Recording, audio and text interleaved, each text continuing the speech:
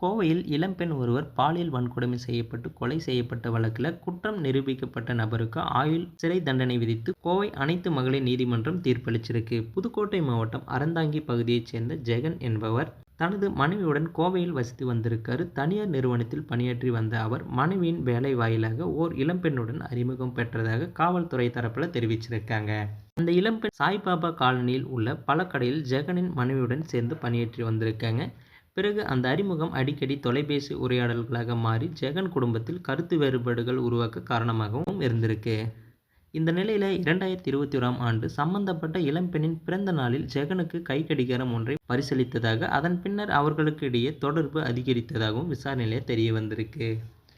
ஒரு கட்டத்தில் அந்த இளம்பெண் வீட்டில் தனியாக இருப்பதை அறிந்த ஜெகன் அவர் வீட்டிற்கு சென்று அப்போது உன்னை விரும்புவதாக கூறி மனைவியை விவாகரத்து செய்து திருமணம் செய்து கொள்வதாக வாக்குறுதியும் அளித்திருக்காரு.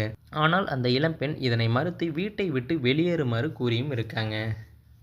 இதனால் ஆத்திரமடைந்த ஜெகன் அந்த இளம்பெண்ணை பாலியல் வன்கொடுமை செய்து கழுத்தை நெரித்து கொலை செய்ததாக காவல்துறை விசாரணையில் சொல்லியிருக்காங்க.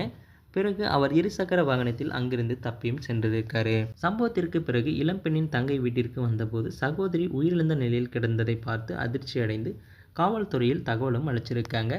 அதன் பேரில் காவல்துறையினர் சம்பவ இடத்திற்கு சென்று உடலை கைப்பற்றி பிரேத பரிசோதனைக்காக அனுப்பியிருக்காங்க. தொடக்கத்தில் சந்தேக மரணம் என வழக்கு பதிவு செய்யப்பட்ட நிலையில் பிரேத பரிசோதனை அறிக்கையில் பாலியல் வன்கொடுமை செய்து கொலை செய்யப்பட்டது உறுதி செய்யப்பட்டிருக்காங்க. இதனையடுத்து வழக்கில் கற்பழிப்பு மற்றும் கொலை ஆகிய சட்டப்பிரிவுகளில் சேர்க்கப்பட்டிருக்கு. தனிப்படை காவல்துறையினர் மேற்கொண்ட விசாரணையில் சம்பவ நாளன்று ஜெகன் அந்த வீட்டுக்கு வந்தது கண்காணிப்பு கேமரா பதிவுகள் மூலம் உறுதி செய்யப்பட்டிருக்கு. கைது செய்யப்பட்ட ஜெகன் விசாரணையில் குற்றத்தை ஒப்புக்கொண்டதாக காவல்துறை தெரிவிச்சிருக்காங்க.